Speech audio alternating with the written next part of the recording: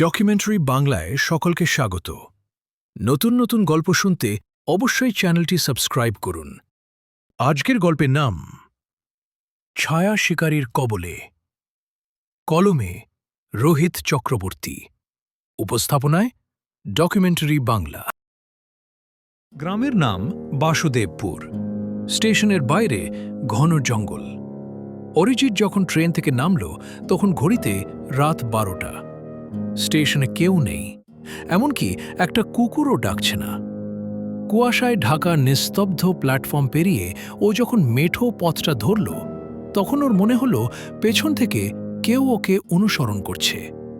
ও যতবার পেছন ফিরে তাকায় ততবার দেখে সাদা কুয়াশা ছাড়া আর কিছুই নেই। কিন্তু একটু হাঁটলেই ওর কানের কাছে মনে হয় কেউ ভারী নিঃশ্বাস ফেলছে। আচমকা রাস্তার ধারের একটা পুরনো বটগাছের নিচে ও দাঁড়িয়ে পড়ল। দেখল একটা ছায়া ওর ছায়ার ঠিক ওপর দিয়ে হেঁটে যাচ্ছে, কিন্তু সেখানে কোনো মানুষ নেই। অরিজিৎ ভয়ে দৌড়াতে শুরু করল, কিন্তু যতবারই ও বাঁক নেয় দেখে ও ঠিক সেই বটগাছটার কাছেই ফিরে আসছে। হঠাৎ ওর মোবাইলের টর্চটা দপ করে নিভে গেল। অন্ধকারেও শুনল একটা চেনা কণ্ঠস্বর ওকে ডাকছে। অরিজিৎ, এত দেরি করে ফেললি ফিরতে?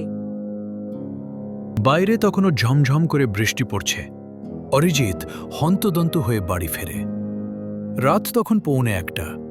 সারা বাড়ি নিঝুম। তার স্ত্রী সুচয়না ও তার ছোট্ট 5 বছরের মেয়ে হৃদি তার জন্য অপেক্ষা করছিল। অরিজিৎ আজ অফিস থেকে ফিরতে বেশ রাত করে ফেলেছে। অরিজিৎকে এরকম হাঁপাতে দেখে সুচয়না তাকে জিজ্ঞাসা করে, কি হয়েছে তোমার? এমন ঘামছো কেন? শরীর খারাপ লাগছে নাকি? অরিজিৎ উত্তরে কোনো ঘটনা বলে না, শুধু বলে তার খুব খিদে পেয়েছে। সুচয়না তখন বলে, তুমি ফ্রেশ হয়ে নাও, আমি খাবার দিচ্ছি। তারা খাওয়া দাওয়া শেষ করে ঘুমাতে চলে যায়। মাঝরাতে হৃদির হঠাৎ ঘুম ভাঙে, তার টয়লেটে যাওয়ার প্রয়োজন। তাদের বড় পুরনো ধাঁচের বাড়ি, করিডোরটা ও বেশ লম্বা আর অন্ধকার। হৃদি একা যেতে ভয় পাচ্ছিল, তাই পাশে শুয়ে থাকা তার মাকে আলতো করে ধাক্কা দিল। তার মা তন্দ্রাচ্ছন্ন গলায় বলল, চলো মা, আমি যাচ্ছি তোর সাথে। করিডোরে একটা 0 ওয়াটের বাল্ব জ্বলছে। হৃদি আর ওর মা পাশাপাশি হাঁটছে। হৃদি খেয়াল করল মা আজ একদম চুপচাপ, কোনো কথা বলছে না। সাধারণত মা রাত বিরেতে উঠলে বিড়বিড় করে বকাবকি করে, কিন্তু আজ কেমন যেন শান্ত। টয়লেটের দরজার সামনে দাঁড়িয়ে মা নিচু স্বরে বলল, তুই ভিতরে যা মা, আমি এখানেই আছি। টয়লেট থেকে হৃদি যখন বাইরে এলো দেখল মা সেই অন্ধকার কোণেই স্থির হয়ে দাঁড়িয়ে আছে। বৃষ্টির ছাটে করিডোরটা বেশ ঠান্ডা হয়ে গেছে। হৃদি মায়ের হাত ধরল। হাতটা কেমন যেন অস্বাভাবিক রকম ঠান্ডা, যেন বরফের টুকরো। হৃদি ভাবল বৃষ্টির জন্যই হয়তো এমন হয়েছে। দুজনে মিলে আবার ঘরে ফিরে এলো, কিন্তু ঘরে ঢোকার সময় হৃদি খাটের কাছে গিয়ে সে যা দেখল তাতে তার হৃৎপিণ্ড যেন এক মুহূর্তের জন্য থমকে গেল।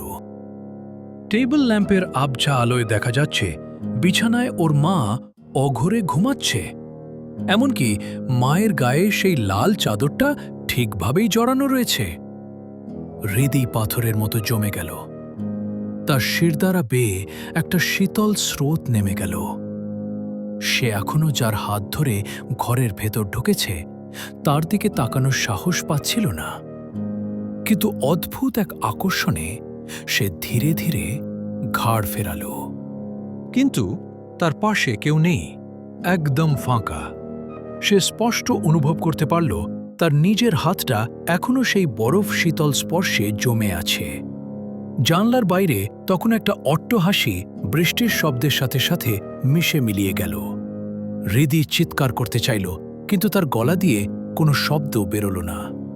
হঠাৎ বিছানায় শুয়ে থাকা মা চোখ মেললেন। হৃদিকে ওভাবে দাঁড়িয়ে থাকতে দেখে অবাক হয়ে বললেন, কিরে, ওভাবে দাঁড়িয়ে আছিস কেন? হৃদি কাঁপতে কাঁপতে জিজ্ঞেস করল, মা, তুমি কি আমার সাথে বাইরে গিয়েছিলে? মা অবাক হয়ে বললেন, আমি তো ঘুমাচ্ছিলাম। কেন রে? হৃদি উত্তর দিতে পারল না। সে শুধু দেখল ঘরের মেঝের ওপর টয়লেটের দিক থেকে আসা ভেজা পায়ের ছাপগুলো। পরের দিন হৃদি সব ঘটনা তার বাবা মাকে জানায়। এসব ঘটনা শুনে হৃদির এক মামা, যিনি তন্ত্রমন্ত্র নিয়ে কিছুটা পড়াশোনা করেছিলেন, তিনি ঘটনার ৩ দিন পর সেই বাড়িতে এলেন। তিনি লক্ষ্য করলেন ভেঙে যাওয়া আয়নার একটি বড় টুকরো ডাইনিং টেবিলের এক কোণে পড়ে আছে। তিনি যখন সেই কাঁচের টুকরোটির সামনে দাঁড়ালেন, ভয়ে তার রক্ত হিম হয়ে গেল। হঠাৎ হৃদির মামা অনুভব করলেন তার ঠিক পিছনে কেউ এসে দাঁড়িয়েছে। তিনি ঘাড় ফেরাতেই দেখলেন হৃদি দাঁড়িয়ে আছে। হৃদি হাসি মুখে বলল, মামু, তুমি এসেছ?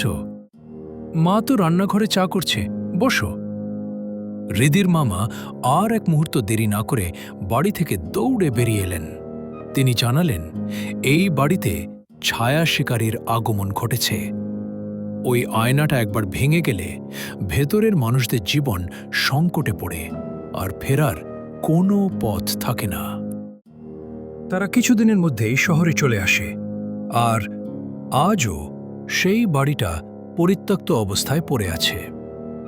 স্থানীয় বাসিন্দারা বলেন, অমাবস্যার রাতে নাকি সেই বন্ধ বাড়ির ভেতর থেকে একটা ছোট মেয়ের কান্নার আওয়াজ শোনা যায়, আর মাঝে মাঝে জানলার কাছে ভেতর থেকে ছোট ছোট হাতের ছাপ ফুটে ওঠে, যেন কেউ মরিয়া হয়ে বাইরে আসার চেষ্টা করছে। কেমন লাগলো রোহিত চক্রবর্তীর লেখা গল্পটি? অবশ্যই কমেন্ট করে জানাবেন। আপনারাও লেখা গল্প আমাদের মেইল করে পাঠাতে পারেন। সকলে ভালো থাকবেন, সুস্থ থাকবেন।